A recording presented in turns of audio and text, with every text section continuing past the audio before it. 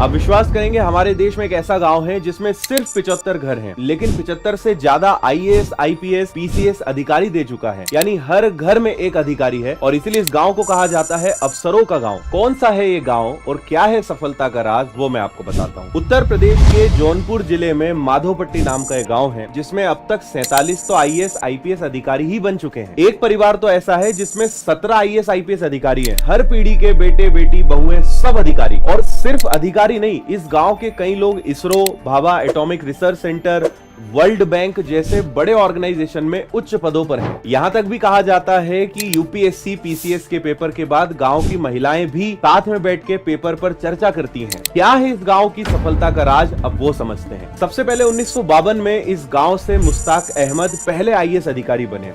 उन्होंने एक नई मिसाल कायम की, बाकी सब लोगों को प्रेरित किया। और जब हमारे बीच का ही कोई व्यक्ति सफल हो जाता है तो बाकी लोग भी वैसा बनने का सपना देखने लगते हैं और उसके बाद लगातार एक के बाद एक अधिकारी बनने की परंपरा शुरू हो गई। कुछ ही समय में गांव का माहौल ऐसा बन गया कि छोटे बच्चे को भी पता है कि उसे बड़ा होकर एक अधिकारी ही बनना है। इस गांव की साक्षरता दर 95% से ज्यादा है, जबकि उत्तर प्रदेश राज्य की साक्षरता दर 67% है और भारत की 74% है। कहते हैं कि आप उन 5 लोगों का औसत हैं जिनके साथ आप सबसे ज्यादा समय बिताते हैं। इसलिए पॉजिटिव हो या नेगेटिव, माहौल और संगति का असर पड़ता ही है। इसलिए हमेशा अपनी संगति सोच समझ कर चुनें।